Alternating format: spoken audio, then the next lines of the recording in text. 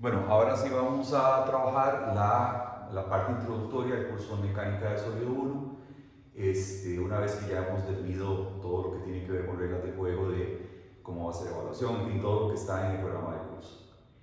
Este curso, Mecánica del Sólido 1, realmente forma parte de un curso dividido en dos. Mecánica del Sólido 1 y Mecánica del Sólido 2 forman bueno, no es un solo curso, son dos cursos independientes, pero un gran tema. El tema en general se conoce con el nombre de Mecánica de Materiales, o también con el nombre de, se le conoce con el nombre de Resistencia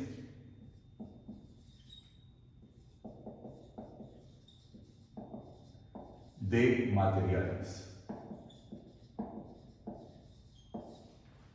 Bajo estos dos temas es que nosotros vamos a trabajar en el curso actual. ¿Te parece que está un poco claro? Bueno, ustedes hasta el momento en la mecánica 1 o mecánica clásica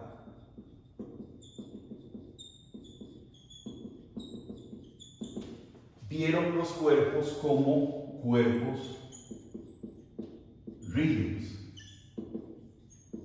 ¿verdad? Vean una viga, una barra, cualquier elemento que ustedes identificaran, lo vean como un cuerpo rígido, aplicaban las ecuaciones de equilibrio y ya para efectos de mecánica 1 eso era suficiente.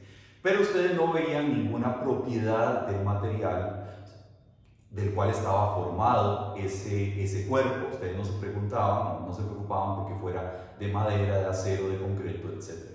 Simplemente con resolver el problema de equilibrio ya tenían esa parte resuelta. Sin embargo, en mecánica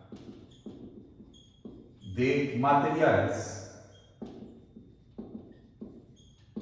a diferencia de la mecánica clásica, en mecánica de materiales los cuerpos se ven como cuerpos deformables.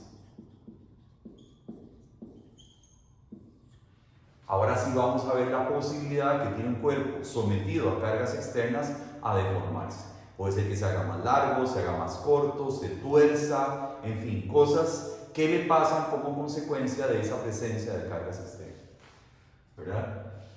La mecánica del material obviamente no está alejada de la mecánica clásica, se apoya en la mecánica clásica porque estos cuerpos deformables tienen que cumplir requisitos de equilibrio. Entonces siempre vamos a estar yéndonos a equilibrio, siempre vamos a estar usando conceptos de equilibrio. Esos conceptos van a ser no solamente de elementos grandes como vigas, columnas, barras, placas de fundación, etc., sino que también a nivel infinitesimal, a nivel muy pequeño, que ese va a ser un elemento que vamos a utilizar mucho en el curso, elementos infinitesimales de un tamaño sumamente pequeño. Entonces, esos elementos infinitesimales también tienen que cumplir requisitos de equilibrio, por eso siempre la mecánica clásica va a ser un apoyo y por eso se ve primero que la mecánica de materiales. Entonces, van a aparecer en este curso tres palabras o tres conceptos que para ustedes van a resultar nuevos, totalmente nuevos, pero van a ser fundamentales, porque ahora sí nos va a preocupar mucho de qué material está fabricado el elemento, porque así va a ser diferente el comportamiento del mismo. Entonces, esos tres conceptos van a ser esfuerzo, deformación y material. Vamos a trabajar en estas tres cosas. Esfuerzo es totalmente nuevo para ustedes, deformación también, aunque intuitivamente en deformación ya tenemos una idea. Si nosotros tenemos una liga, por ejemplo esta que tenemos acá, si yo le aplico cargas en tensión, ella se va a deformar, o sea, se va a hacer más larga. Entonces, ese concepto intuitivo ya lo tenemos, pero ahora le vamos a poner números, le vamos a poner ecuaciones que lo justifiquen. Esfuerzo, todavía no lo sabemos, y material, pues va a depender de qué material esté hecho el elemento que tenemos.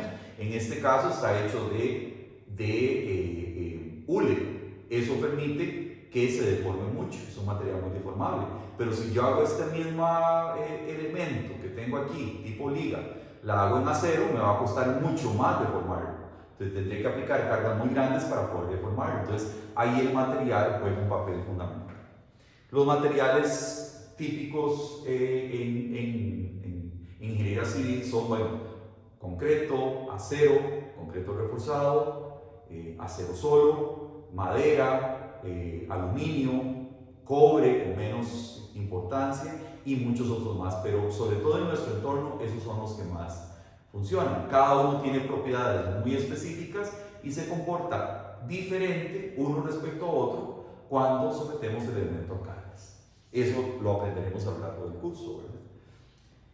Entonces, esto que tenemos acá, entre otras cosas, lo que busca es lo siguiente: proporcionar las dimensiones adecuadas. Dimensiones adecuadas son tamaños de los elementos que vamos a analizar. Una viga, una columna, una placa de fundación tiene que tener determinadas dimensiones para cumplir con las condiciones de resistencia, para que soporte las cargas. Y esas dimensiones adecuadas van a ser siempre un balance entre economía y seguridad. Siempre tengo que buscar un balance entre economía y seguridad. Por eso lo pongo en otro color, ¿verdad? No solamente con satisfacer economía tengo el problema resuelto, ni solamente con seguridad. Evidentemente es más importante la seguridad que la economía, pero para lograr un diseño adecuado tengo que llegar a una condición balanceada. Esta proporción de dimensiones adecuadas es lo que yo llamo con el nombre de diseño del elemento, y es parte de lo que vamos a aprender a lo largo del curso. ¿Ok?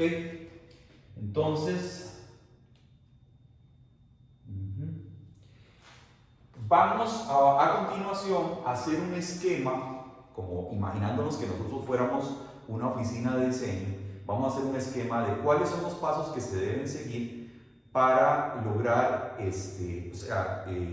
para lograr un diseño balanceado, y en qué parte de todo ese proceso es que los conceptos de mecánica del sólido 1 que vamos a ver en este curso se enmarcan. ¿Dónde es que aparecen esos conceptos? ¿En cuál parte de todo el proceso de diseño?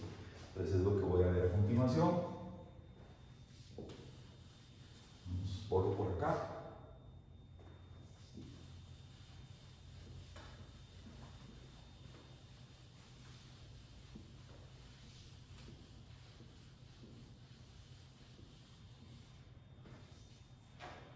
Muy bien, entonces lo primero que nos van a proporcionar siempre,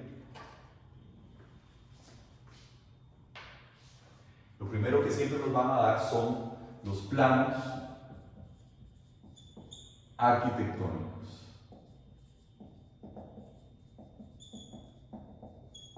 Aquí le pueden llamar proceso de diseño, digamos.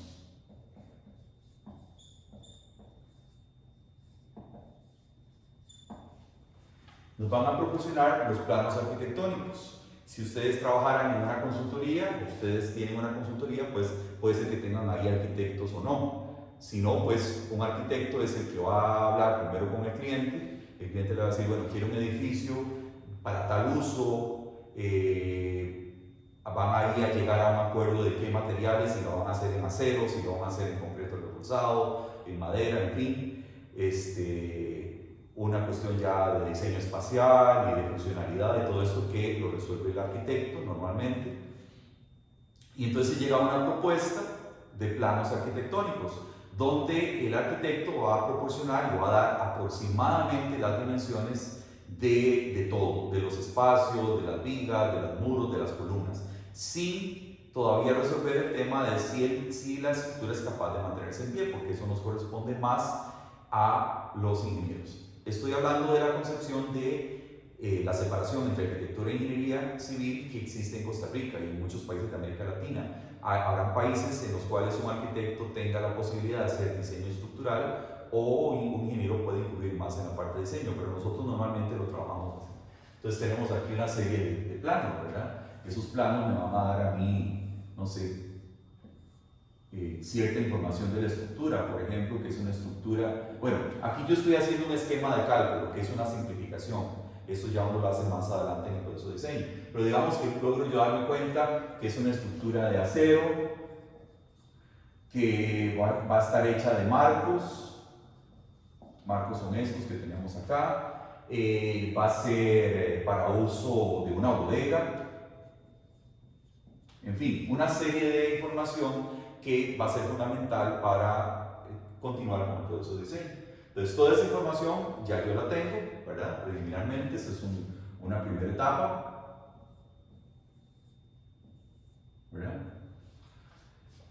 A partir de esta etapa, vamos a estimar lo siguiente, y es lo que conocemos, y ahora sí empezamos con la etapa de ingeniería civil, de diseño estructural.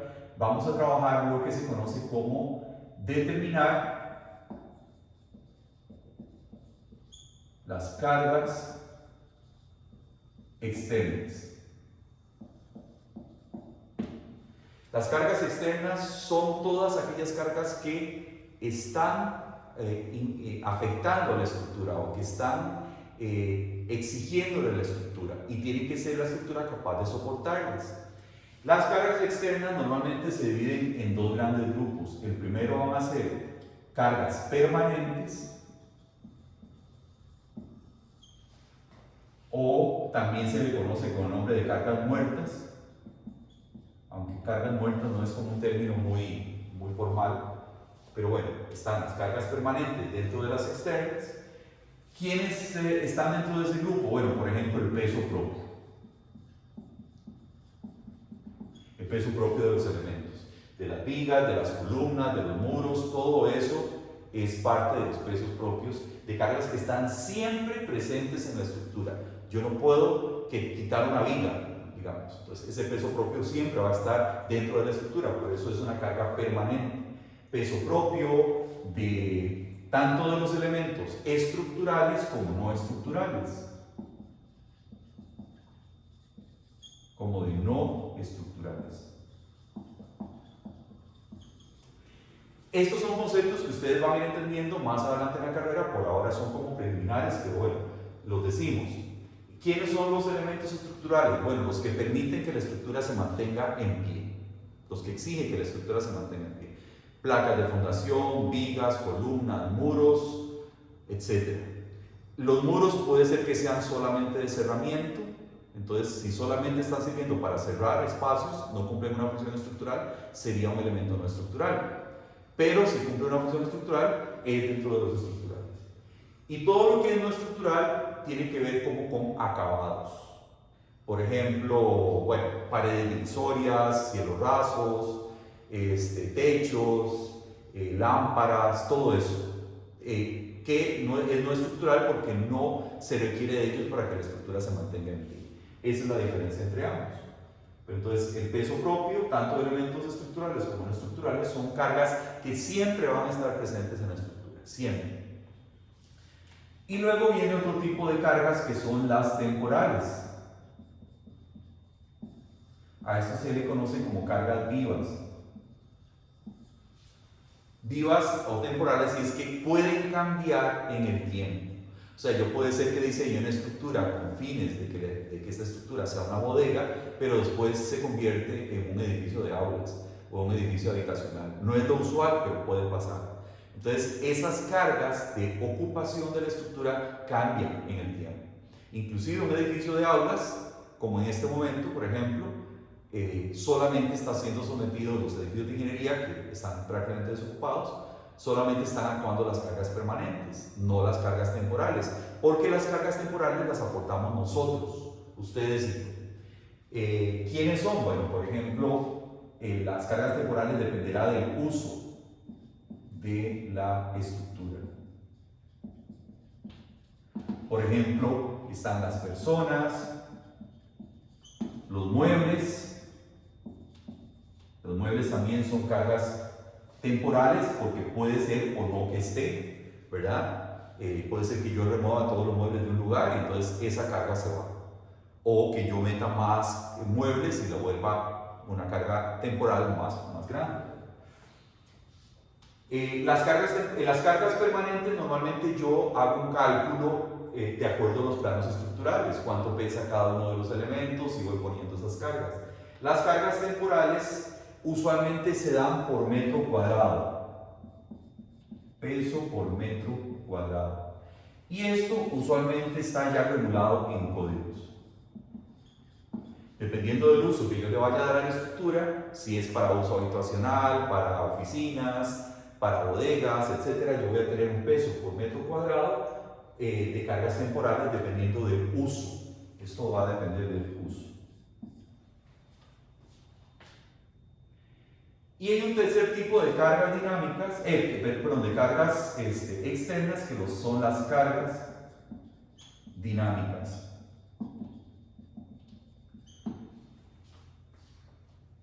Entonces tenemos permanentes, temporales y dinámicas. ¿Qué caracteriza las cargas dinámicas? Bueno, que son cargas que cambian en un instante de tiempo. En un instante de tiempo pueden cambiar. ¿Y cuáles son ellas? Por ejemplo, están el viento, los sismos,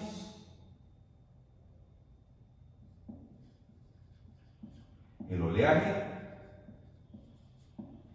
en fin, podría ser la lluvia, cargas que instantáneamente cambian en el tiempo, ¿verdad? Son cargas temporales, pero estas temporales están más presentes en la estructura. Estos de un segundo a otro pueden cambiar, por eso se le conocen como dinámicas. Entonces, estos son los tipos de cargas externas que se trabajan en general, ¿verdad? Que las puedo estimar y calcular a partir de la información arquitectónica que me dan, ¿verdad? Entonces, ok, una cosa importante, las reacciones son cargas externas. Las reacciones se ven como cargas externas, todavía no aparecen internas. Pongamos esa nota aquí. Reacciones son cargas externas, no son internas. Una vez y hasta tanto yo no tenga resuelto el problema de equilibrio, o sea que la estructura esté equilibrada externamente, o sea que las cargas externas estén en equilibrio, hasta ese momento puedo pasar a determinar las cargas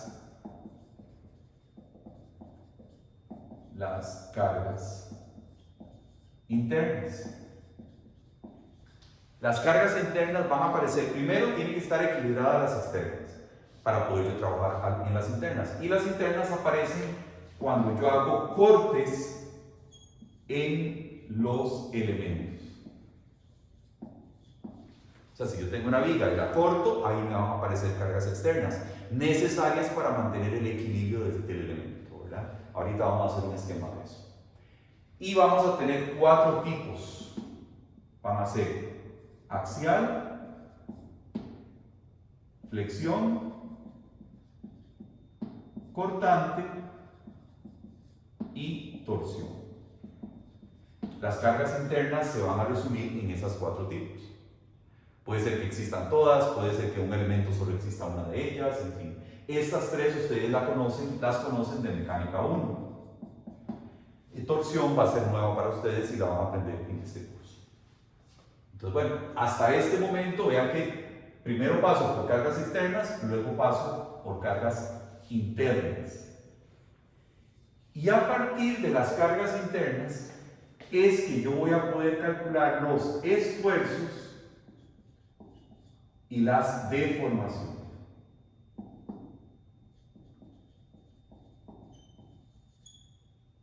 Y esto es mecánica del sólido 1. Aquí es donde entra mecánica del sólido 1.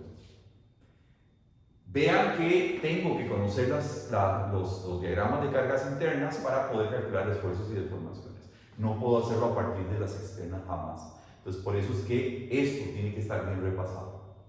Esfuerzos y deformaciones que van a depender también del material. Y aquí es donde entra mecánica del sólido. seguimos en esta dirección. Seguimos en esta dirección para acá, ¿verdad? Y pongo por aquí. De allá paso aquí. Y vamos a hacernos la siguiente pregunta.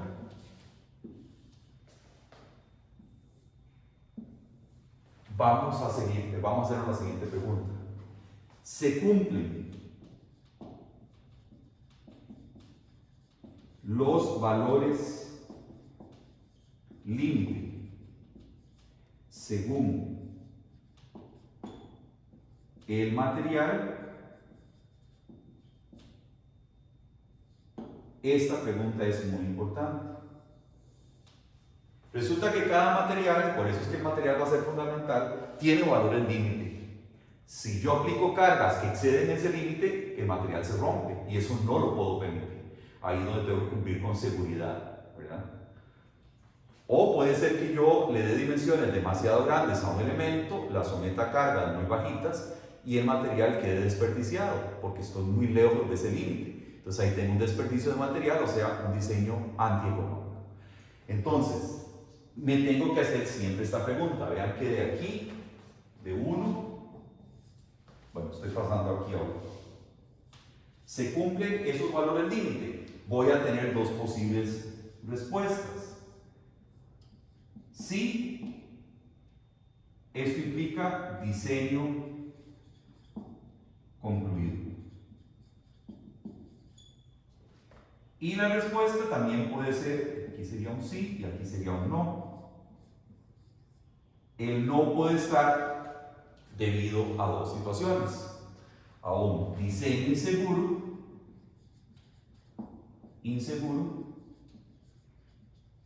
Esto es cuando se sobrepasan las fuerzas límite del material, cuando yo le aplico cargas que exceden ese límite que el material no permite, porque se rompe, o bien a un diseño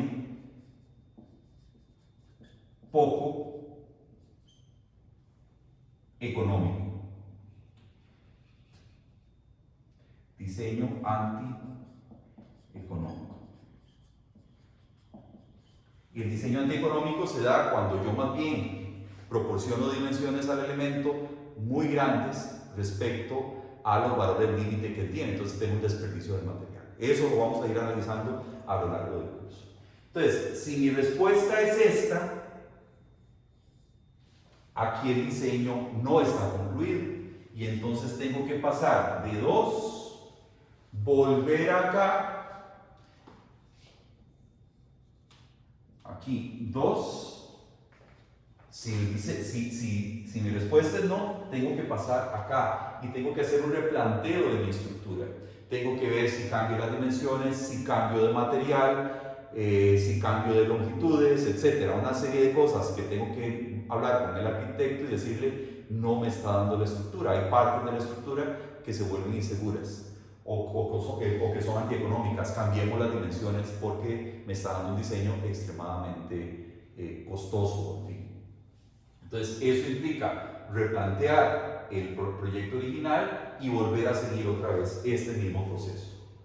Hasta que lleguemos a tener un balance entre economía y seguridad. Ahí es donde yo logro un diseño estructural eficiente y concluido. Pero entonces, mecánica del sólido, que es el curso que nos ocupa a nosotros, muchas de estas cosas las verán en otros cursos de la carrera, evidentemente. Pero a nosotros, mucho de lo que nos va a ocupar en mecánica del sólido es esta parte de aquí. Esto. Eso es la parte fundamental que aporta a este curso. Y vean que es una parte de todo el eslabón muy significativa. Bueno, y obviamente vamos a trabajar en esta pregunta, sí o no, etc. Pero aquí es donde empezamos a entender y a trabajar conceptos de mecánica del sólido. ¿Okay? Entonces, así es más o menos el esquema de trabajo que se tiene en una oficina de consultoría. Y se vuelve un proceso iterativo hasta lograr un balance. Normalmente no es que hay que estar iterando, pero puede darse el caso de que yo requiera replantear la estructura porque no me den un diseño concluido al hacerme esta pregunta de acá. Bueno, sobre este tema volveremos un poquito más adelante en el curso. Si quieren, copian esto y continuamos.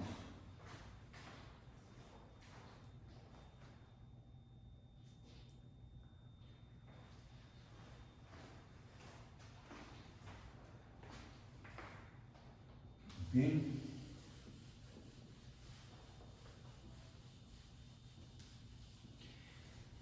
Para poder desarrollar las teorías que vamos a ver a lo largo del curso, vamos a partir de una serie de hipótesis que son fundamentales para poder plantear todas las teorías que vamos a ver. Si esas hipótesis no se cumplieran, pues todo el desarrollo que planteamos no funciona. Entonces, estas hipótesis que vamos a ver ahora son generales. Cuando entremos a cada tema vamos a ver hipótesis específicas de cada uno de los casos. Entonces vamos a poner hipótesis generales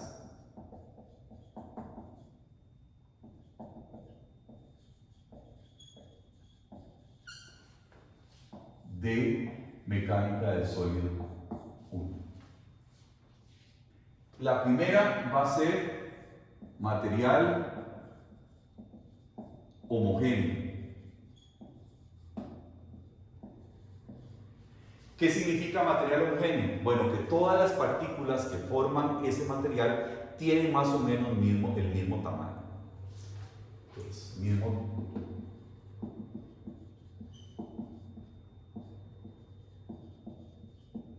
de partículas. O sea que si yo analizara el elemento, digamos, en un microscopio, más o menos veo que todas las partículas tienen un tamaño parecido. Esto no siempre funciona bien. Hay materiales que son bastante homogéneos. Por ejemplo, el acero. El concreto no tanto, porque recordemos que el concreto está formado por agregado fino, agregado grueso y el concreto, el cemento. Entonces, en el caso del concreto, pues no funciona muy bien, pero dentro de ciertos rangos va a ser admitido o va a ser admisible. Vean que ustedes normalmente en un elemento de concreto no encuentran una piedra enorme, encuentran piedras con una graduación determinada, máxima. Entonces, eso es lo que está tratando de asegurarles de esta homogeneidad del material. La madera puede funcionar como... En general los metales sí funcionan como homogéneos, la madera más o menos. El concreto es el que menos, ¿verdad?, de ellos. Pero el acero sí es bastante homogéneo, las partículas son más o menos del mismo tamaño. Otra hipótesis. Material isotrópico. ¿Qué es un material isotrópico? Un material que tiene la misma resistencia en todas las direcciones. O sea, que va a tener la misma resistencia límite o máximo o lo que sea en X, en Y, en Z, en todas las direcciones. Eso en algunos materiales funciona bastante bien, por ejemplo en los metales. El acero es bastante isotrópico. La madera no tanto. La madera dependerá en el sentido, vean, si ustedes logran ver una madera o se la logran imaginar, ella está formada como por láminas. Esas láminas en sentido perpendicular a las láminas, la resistencia es muy alta. En sentido paralelo a las fibras, o a las láminas son más bien fibras, en sentido paralelo la resistencia es menor. Entonces no es tan isotrópico. Pero bueno, pongámoslo así. Misma resistencia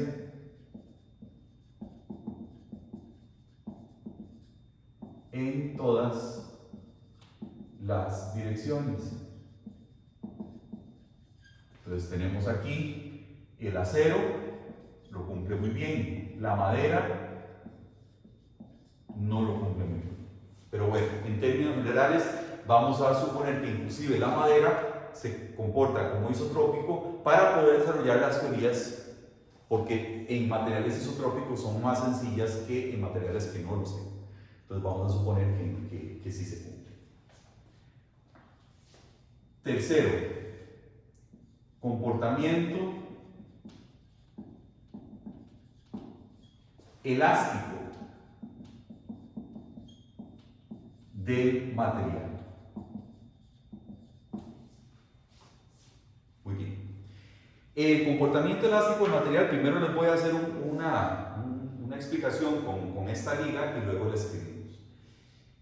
Vamos a partir que todo material va a tener inicialmente un comportamiento elástico. Todos. Vamos a partir de eso supuesto. Serán muy pocas las excepciones que hay. ¿Qué significa eso? Bueno, tenemos un elemento como este. Yo uso mucho los elementos tipo liga o tipo espuma para imaginarme, digamos, de manera exagerada el fenómeno que voy a explicar. Los materiales estructurales no se comportan así, ¿verdad? Pero bueno, más o menos nos da una idea de lo que estamos hablando. Entonces, ¿qué significa elasticidad de un material? Esta liga tiene ciertas dimensiones, yo la tengo aquí agarrada a los extremos. Tiene una longitud inicial, digamos, esta liga. Cuando yo le aplico cargas, ella se deforma. Cargas en tensión se hace más larga, ¿verdad? Se deforma. Cuando yo suelto esas cargas, ella recupera su forma original, o sea, la longitud inicial que tenía. Esa capacidad de recuperar las dimensiones iniciales cuando yo elimino la carga a la cual someto el elemento, eso es lo que habla de comportamiento elástico del material. La capacidad de recuperar su forma original cuando yo lo descargo. Entonces, así es como lo vamos a poner acá. Entonces, comportamiento elástico del material. Primero, todo material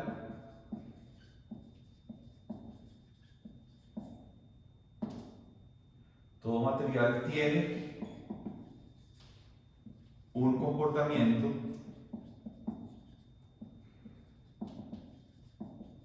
inicialmente elástico. ¿Qué significa eso? Al cargar se deforma. Al descargar recupera su forma original. Esto que estamos hablando aquí es comportamiento elástico perfecto. ¿Por qué le llamo perfecto? Porque resulta que esta liga tenía unas dimensiones, qué sé yo, mide 5 centímetros, la cargo, llega a medir 10, la descargo y vuelve a medir 5 centímetros. Eso es comportamiento elástico perfecto, o sea, que recupera totalmente su forma original. Puede darse el caso de que esa recuperación no sea total, sino que sea parcial, y eso lo veremos más adelante. O sea, ¿qué significa eso? Que yo la cargue de 5 centímetros, llegue a medir 10 y la descargo y recupera su forma, pero cuando elimino las cargas ya no vuelve a 5, sino vuelve a 7 centímetros, por ejemplo. Eso sería un comportamiento elástico parcial, una recuperación elástica parcial. También puede darse el caso. Este es el perfecto, algunas veces funciona como perfecto, algunas veces es parcial. Pongámoslo acá. Es parcial. La recuperación elástica parcial, o sea que no se recupera completamente su forma original. Bueno, estas tres hipótesis las vamos a usar muchísimo en el curso. Van a ser hipótesis iniciales prácticamente en cualquiera de los tipos de carga que estemos analizando, y luego en cada caso iremos viendo particularidades para desarrollar las teorías. Se tienen que cumplir para que las teorías que vamos a desarrollar en este curso funcionen. Entonces, si quieren las copian.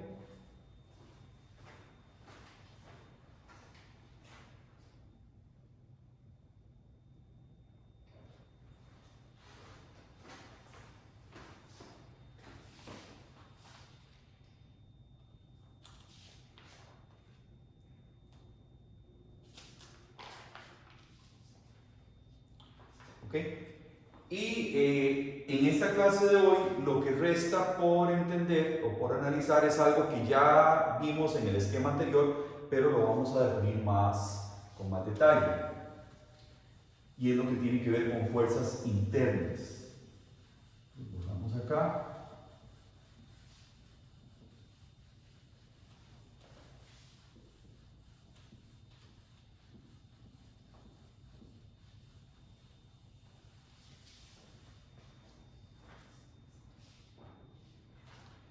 Entonces le vamos a llamar fuerzas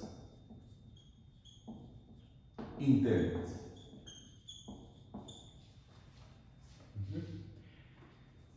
Bueno, como ya sabemos, las fuerzas internas aparecen en el momento en que yo hago un corte en el elemento estructural. Eso es el requisito. Entonces, si yo tengo un elemento en el espacio, digamos, de una forma cualquiera, como esta, no tiene una forma en particular, lo voy a tener sometido a fuerzas externas.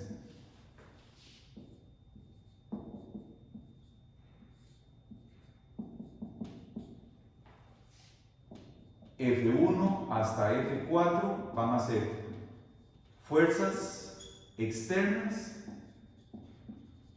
en equilibrio.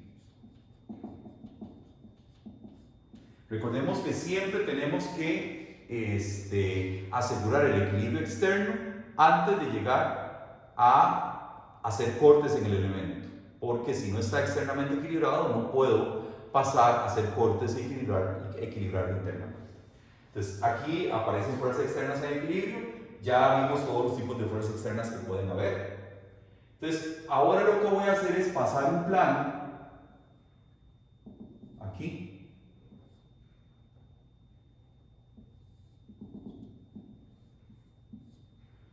este plano le vamos a llamar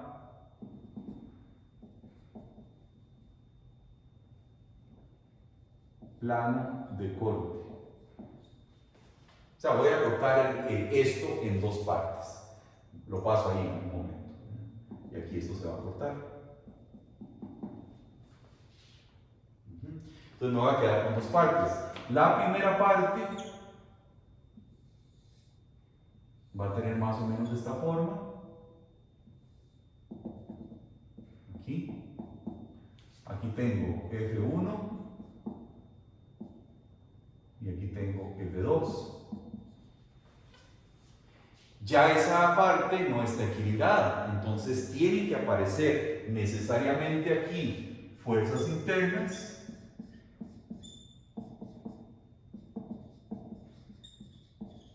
para equilibrar el elemento en la zona que yo corté. Esas fuerzas internas, como dijimos, pueden ser axial, flexión, cortante o torsión. Y en el otro pedazo que tenemos por acá,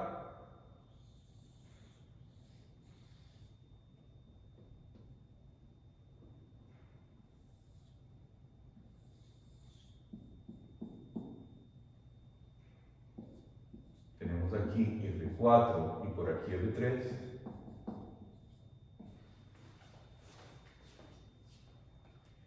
Van a aparecer las mismas fuerzas internas del corte que obtuvimos acá. Estas fuerzas internas van a ser misma magnitud,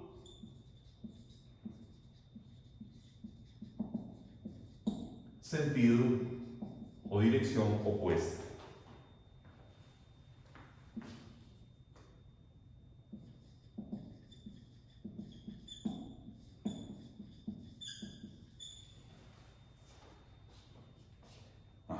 De manera que se nos cumple el requisito de equilibrio, sumatoria de fuerzas externas más sumatoria de fuerzas internas en cada uno de estos dos elementos igual a 0. O bien, sumatoria de fuerzas externas igual a menos sumatoria de fuerzas internas. ¿Verdad? Se nos debe cumplir eso para asegurar el equilibrio. Siempre el equilibrio va a estar presente en todos los elementos. Ahí aparecen estas internas que, como dijimos, son de la misma magnitud y opuestas y que pueden ser axial, flexión, torsión o cortante.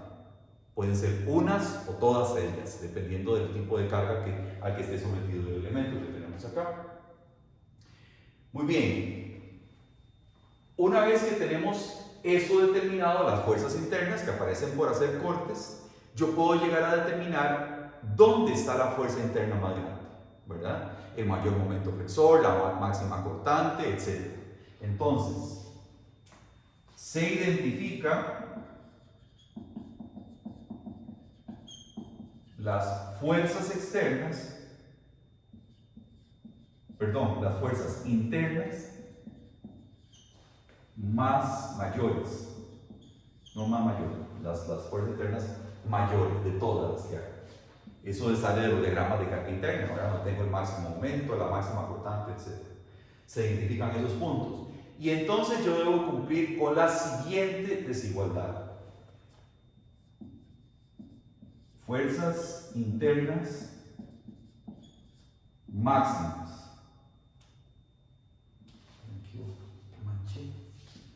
Fuerzas internas máximas.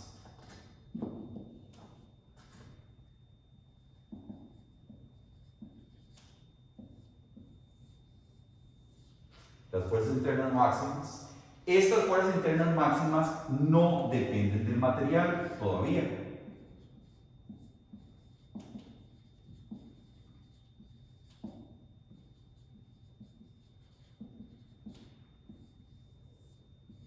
Estas fuerzas internas máximas tienen que ser menores o cuando mucho iguales a las fuerzas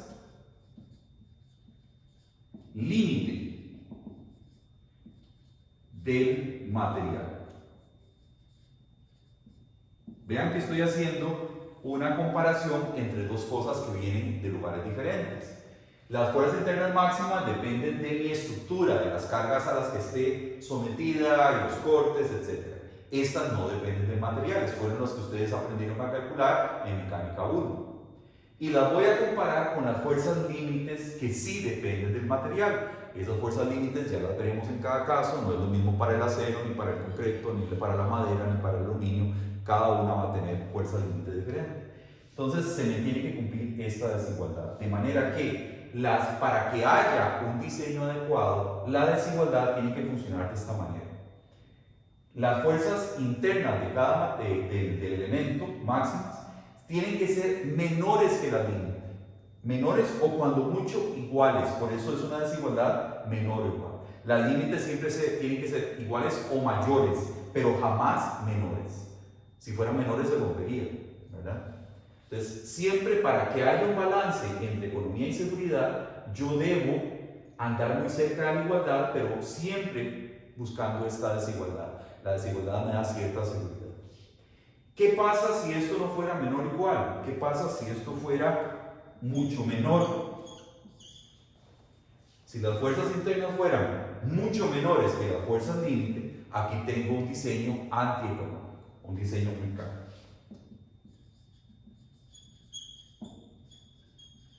Porque estoy desperdiciando material, estoy dejando las fuerzas internas muy pequeñas en comparación a las límites de material. Eso implica que yo puedo reducir las dimensiones del elemento para lograr acercarme más entre las internas y las límites. Entonces aquí yo tendría un diseño antieconómico, un diseño caro. Pero también esta desigualdad, ¿qué pasa si se invierte? Eso sería terrible, porque las fuerzas internas superarían las límites del material, el material se rompería y esto sería un diseño inseguro. Un diseño inseguro. ¿Ok? Estas dos respuestas en celeste son incorrectas y son las que en el diagrama que hicimos del proceso de diseño que se da en una empresa era la pregunta del final, el sí y el no. El sí se estaría cumpliendo aquí. El no se estaría cumpliendo acá. Yo tengo un balance cuando se cumple esta desigualdad de esta manera, menor o igual. Muy cerca de la igualdad, pero mejor que esto sea menor que eso. Si esto es mucho menor, tengo un diseño caro, eso es un diseño incorrecto. Y si esto es mayor, las internas respecto al límite, tengo un diseño inseguro que implica ruptura, colapso de la estructura, y eso es inadmisible. Entonces tengo que buscar esta desigualdad de esta manera para lograr un diseño balanceado. Eso es lo que nos va a ocupar el resto del curso. Trabajar este tipo de cosas, de desigualdades y de análisis, pero con los diferentes tipos de cargas internas que tenemos, que van a aparecer. Vamos a desarrollar entonces las fórmulas, vamos a trabajar en rango elástico, en rango inelástico, para diferentes formas de sección transversal, etc. Y así vamos a ir avanzando en los 4 tipos de carga interna que tenemos. Al final del curso vamos a combinar todo esto y vamos a hacer casos y problemas en los que yo tenga varios tipos de carga a la que esté sometido el elemento. Entonces ya ahí voy a poder hacer una suma de factores, etcétera, para tener una combinación más compleja de cargas en la estructura. Pero bueno, eso ya lo vamos a ir viendo más adelante. Este sería como el arranque, el inicio, y la próxima clase vamos a empezar a definir ya reglas del juego, nomenclatura, simbología y una serie de cosas que son fundamentales y que vamos a usar a lo largo de todo el curso. Entonces copien esto y nos vemos la próxima.